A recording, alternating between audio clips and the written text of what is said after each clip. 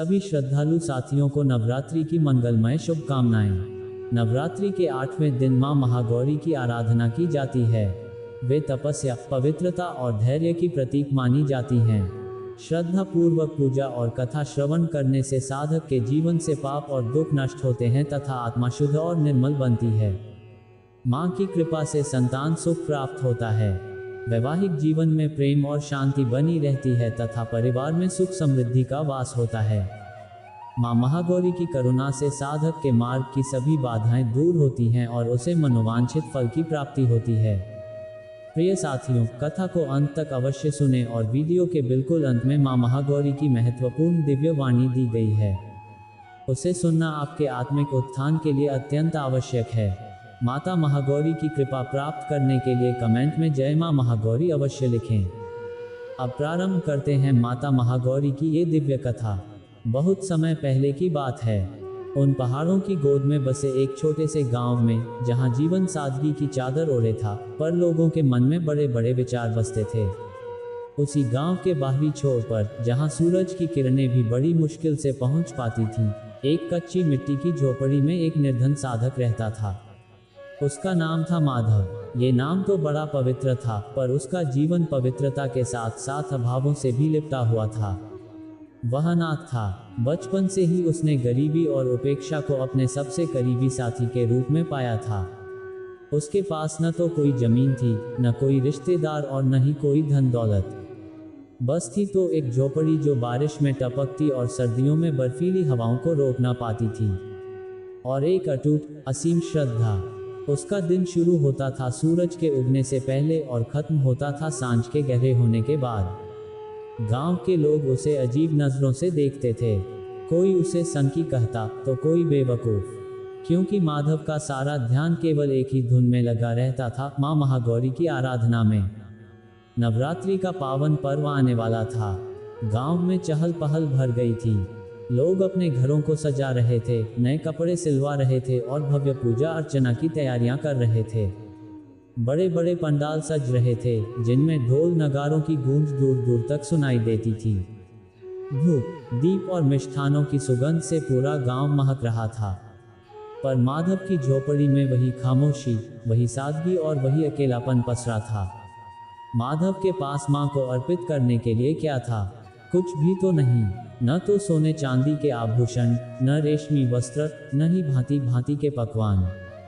बस एक फटी हुई धोती, टूटे हुए बर्तन और एक टूटा फूटा दिया जो किसी तरह तेल की 2 बूंद पाकर ही जल पाता था। उसका मन रोता था, हे माँ। वह अक्सर मन ही मन कहता, मैं कितना अभागा हूँ कि तुम्हें कुछ भी भेंट नहीं कर सकता। क्या मेरा ये प्रेम, ये भाव तुम्हारे चरणों तक पहुँचेगा? वह अपने दिल में एक गांठ बांध चुका था कि चाहे कुछ भी हो जाए, वह मां महागौरी की पूजा करेगा। हर शाम वह गांव के बाहर जंगल की ओर जाता, सूखे पत्ते और टहनियां इकट्ठा करता ताकि उसके दिए में आग जल सके।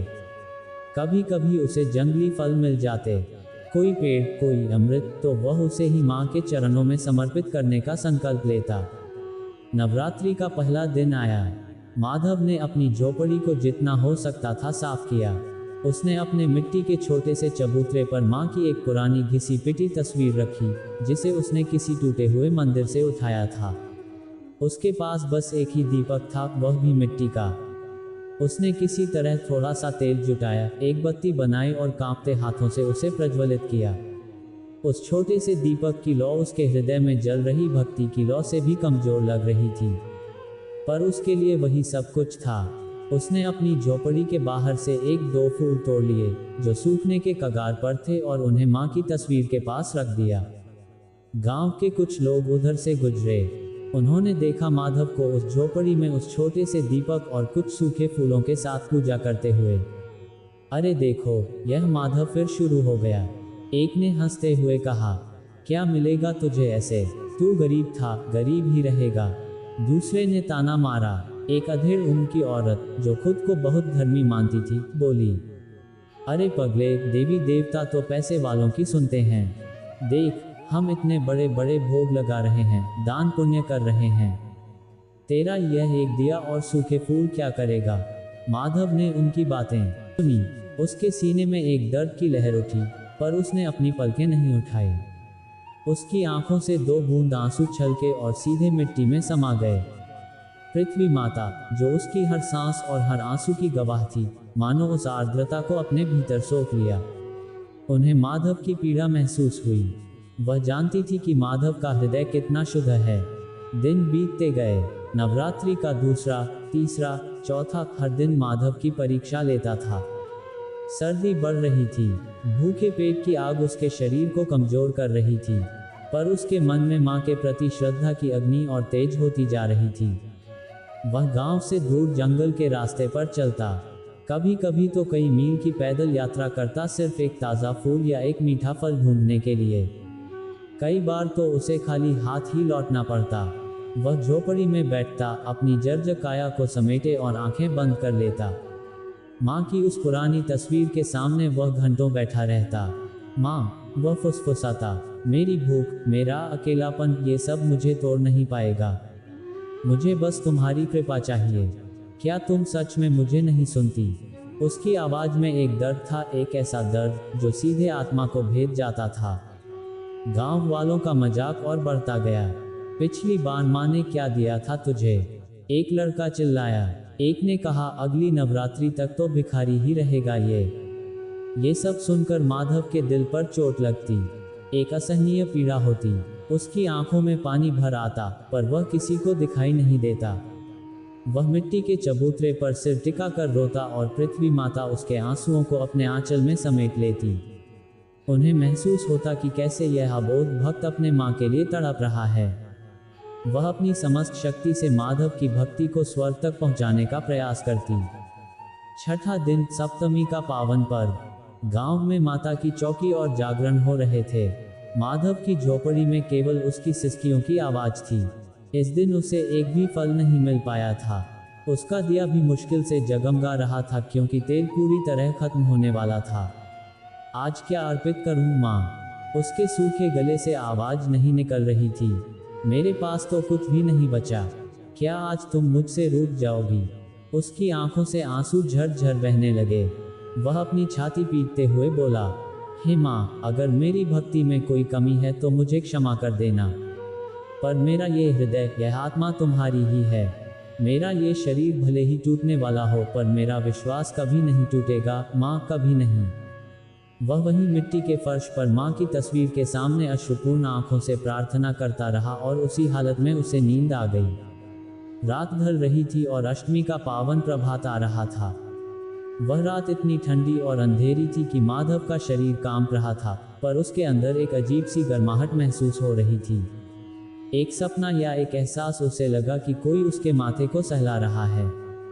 एक मधुर सुगंध उसकी नाक में भर गई, ऐसी सुगंध जो उसने पहले कभी नहीं सूंघी थी। सुबह हुई, अष्टमी का पवित्र दिन। माधव की नींद खुली तो उसने देखा कि उसके छोटे से दिए की लौ, जो रात को बुझने वाली थी, अब भी शांति से जल रही थी, और उस लौ से एक अद्भुत प्रकाश निकल रहा था। वह चकाचौंध करने वाला नहीं था, बल्कि एक शीतल दिव्य प्रकाश था जो उसकी पूरी झोपड़ी को रोशन कर रहा था। यह कोई सामान्य प्रकाश नहीं था। इसमें एक अलौकिक ऊर्जा थी, एक ममता थी और एक प्रेम था। माधव ने आंखें मली। यह क्या है? वह धीरे से बोला। उसने देखा कि उसकी कच्ची, टूटी फूटी झोपड़ी की दीवारें उस प्रकाश से जगमगा रही थीं, जैसे उनमें से कोई हीरा चमक रहा हो। प्रकाश धीरे धीरे और घना होता गया। उसी प्रकाश के बीच से माधव ने देखा कि माँ महागौरी स्वयं प्रकट हो रही थीं। उनका स्वरूप अत्यंत धवल, शांत और तेजोमयी था। श्वेत वस्त्रों में सजी, गले में श्वेत पुष्पों की माला, हाथों में त्रिशूल और डमरू लिए, वह सिंह पर आरूढ़ थीं। उनके मुखमंडल पर एक ऐसी मुस्कान थी जो तीनों लोकों की ममता को अपने में समेटे हुए थी। उनकी आंखों में असीम करुणा थी, जो सीधे माधव के हृदय में उतर गई। माधव का हृदय धड़क उठा। यह क्या था? सपना? जादू? नहीं, ये हकीकत थी। उसकी आंखों से आंसुओं की धारा बह निकली। ये दुख के आंसू नहीं थे, ये तो असीम सुख, कृतज्ञता और प्रेम के आंसू थे। वह वहीं जमीन पर, उस मिट्टी में जहां उसके आंसू गिरे थे, माँ के चरणों में लौट गया। वर्षों से गिरते रहे थे, माँ के चरणों में गिर पड़ा। उसकी आवाज़ गले में अटक गई थी। वह कुछ कह नहीं पा रहा था, बस रो रहा था। रो रहा था खुशी से, रो रहा था अपने जीवन की सारी पीड़ाओं के अंत से। हे माँ, हे मेरी माँ, वह जैसे तैसे फुसफुसाया, तुम सच में आ गई मुझे मेरे पास मेरी झोपड़ी में। उसकी आंखों से बहते आंसू माँ के चरणों को भिगो रहे थे।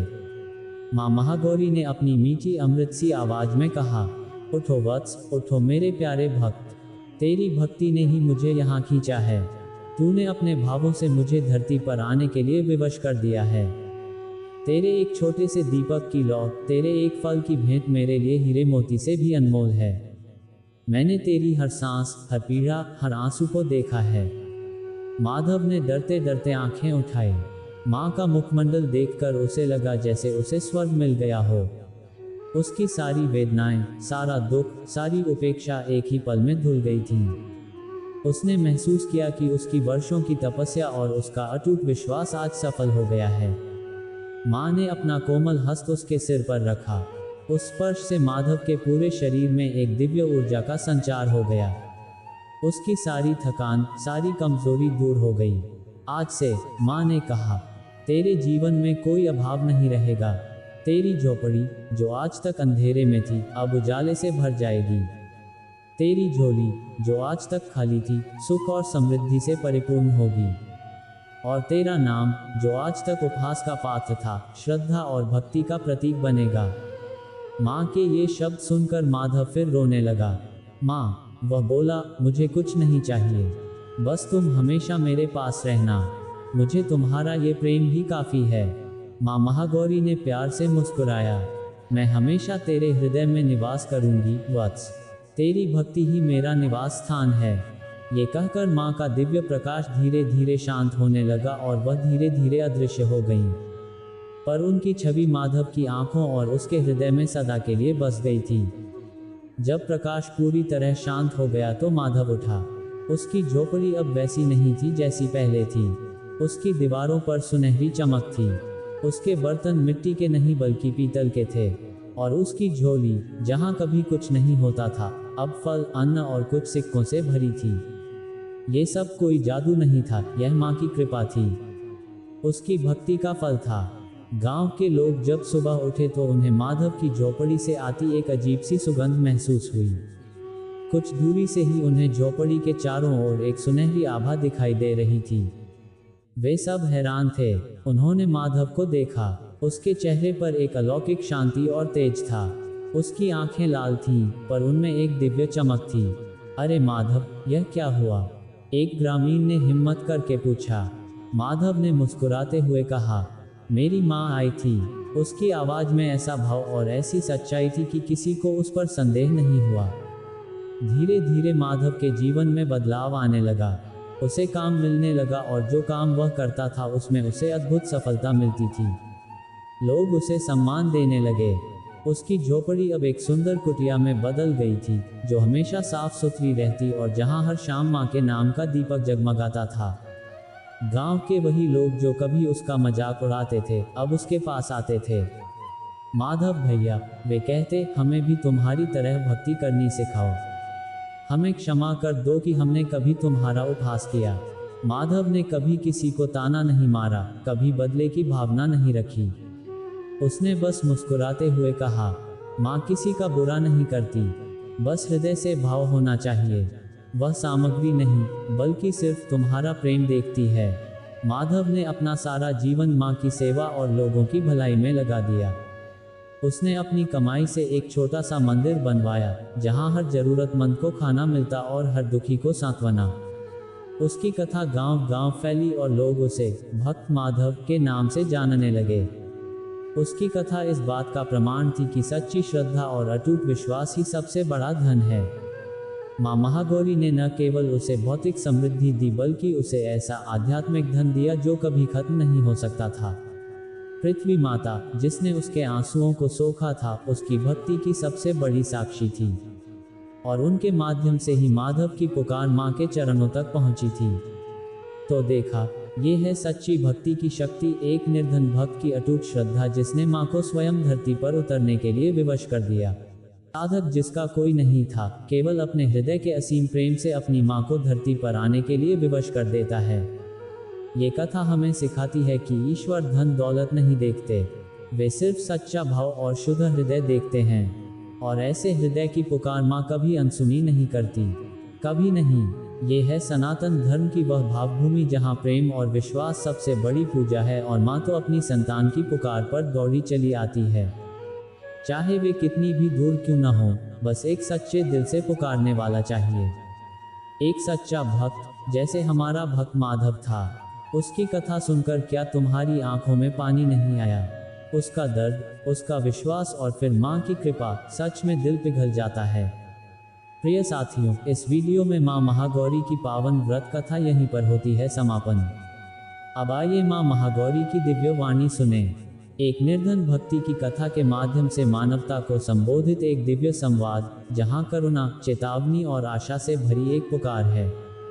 हे मानव, हे मेरी संतान, हे जीवात्माओं, मैं महागौरी, जगत की जननी, आज तेरे सम्मुख बोल रही हूँ।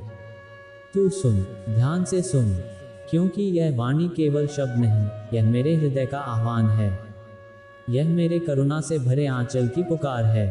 यह उस माँ की पुकार है जो अपनी संतान को बार बार पतन की खाई में गिरते हुए देखती है और फिर भी उन्हें उठाने के लिए हाथ बढ़ाती है। हाँ, मैं वही हूँ महागौरी, तेरा अंधकार मिटाने वाली, तुझे सत्य की ओर ले जाने वाली, तुझे उस शांति की ओर ले जाने वाली जिसे तू खोज रहा है। हे मनुष्य, तू कहता है, माँ हम क्यों दुखी हैं? तू बार बार मुझसे पूछता है, हमारे घरों में शांति क्यों नहीं है? हमारी झोली खाली क्यों है? हमारी नींद चैन से क्यों नहीं आती? तो सुन, सच यही है, तेरे दुख का कारण तू खुद है। तूने अपने हृदय से सच्ची श्रद्धा निकाल दी है।